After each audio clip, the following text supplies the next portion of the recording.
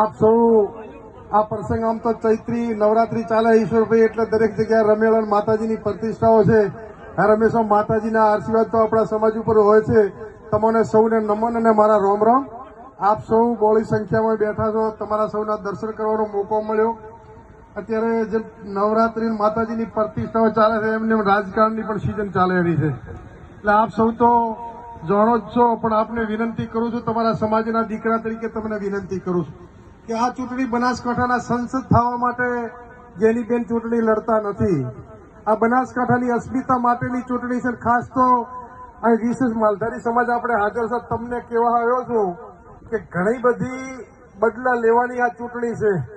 આ વર્ષો પછી ડીસાનો સંઘ કોણે પડાવી લીધો એને જવાબ આપવાની આ ચૂંટણી. લાખણી માર્કેટ યાર્ડની ચૂંટણી રદ રખાવનારા કોણ છે એને જવાબ આપવાની આ ચૂંટણી. તમને એક દાખલો આલું. ધાનેરાનો મફતલાલ પુરોહિત ધારાસભ્ય હતા અને મફતલાલને દબાવવા માટે શું કરવું પડે, વસંતભાઈને લાયા. અત્યારે મફતલાલ ને વસંતભાઈ એકેય મેદાનમાં નથી. એટલે બહારના જિલ્લાના માણસે સીધે સીધા કોઈની સામે લડતા નથી. સમાજના આગેવાનને એક આગેવાનને પતાવવા હારું બીજા આગેવાનને ઉભો કરીને પછી બેયને પતાવી દેવા, ભાગલા પાડો રાજ કરવાની નીતિ છે. ત્યારે આ બનાસકાંઠાની અસ્મિતા માટેની ચૂંટણી છે. બનાસકાંઠા જિલ્લાને આઝાદ કરવાની છે ચૂંટણી છે. ત્યારે આપને મરું પણ માગવું નહીં, તનકે કાજ પરમારથને કારણે મોગતો ના આવે લાજ. તમારી પાસે ખોળો પાથરું છે, ખોળાની લાજ તમે બનાસકાંઠા માટે રાખો એવી વિનંતી કરું છું. અને વિશેષ વિનંતી મારા યુવાનોને કહું છું કે આખા વિસ્તારમાં 1 મહિનાથી ડીસા તાલુકાના ગામડે ગામડે ફરું છું. તમારા ધારાસભ્ય એમ કહેતા હતા કે 1 લાખની લીડ મળે, એવું તો હું નથી કહેતો, પણ માતાજી ભગવતીના આશીર્વાદ રહેશે તો ડીસા તાલુકામાં કોંગ્રેસ પાર્ટીને 10 થી 20 હજારની લીડ મળવાની છે. ડંકાની ચોટ ઉપર ડીસા તાલુકો લીડ આપવાનો છે. ત્યારે આપ સૌ ખભે ખભો મિલાવી અને ડીસા વિધાનસભામાંથી સૌથી વધુ વોટ મળે અને લીડ મળે. જયારે વિજયનો વરઘોડો નીકળે, અબીલ ગુલાલ ઉડે, ત્યારે ડીસા વિધાનસભાની 18 આલમના લોકો જશના ભાગીદાર બને એ પરિસ્થિતિનું આપ નિર્માણ કરો એ વિનંતી કરવા આવ્યો છું.